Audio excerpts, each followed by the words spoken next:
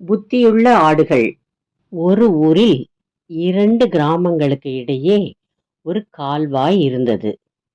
அந்த கால்வாயின் மேல் ஒரு சிறிய பாலம் இருந்தது. அந்த பாலத்தின் மேல் ஒரு நபர்தான் நடக்க முடியும். ஒரு நாள் 2 கிராமத்திலுள்ள ஒவ்வொரு ஆடும் எதிரெதிரே இந்த பக்கம் ஒன்றும் அடுத்த பக்கம் ஒன்றும் நின்று கொண்டிருந்தது. 2 ஆடுகளும் வேகமாக நடந்து வந்து பாலத்தின் நடுவில் நின்றது. அங்கே ஒரு ஆடுதான் கடந்து செல்ல முடியும். 2 ஆடுகளும் ஒன்றை ஒன்று பார்த்து, நான் முதலில் செல்லுகிறேன் என்று சொல்லியது.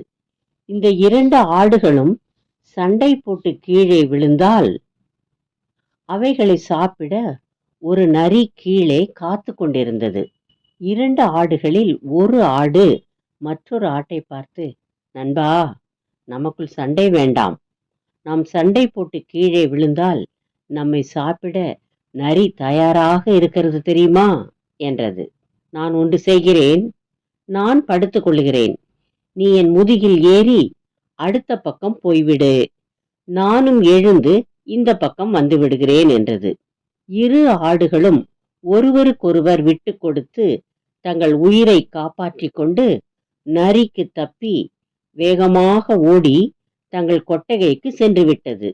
விட்டு கொடுக்கும் வாழ்க்கையில் அநேக சண்டைகளை தவிர்க்கலாம் என்பதை இக்கதையின் மூலம் தெரிந்து கொள்கிறோம். தேங்க்ஸ் ஃபார் வாட்சிங். Like, share, subscribe.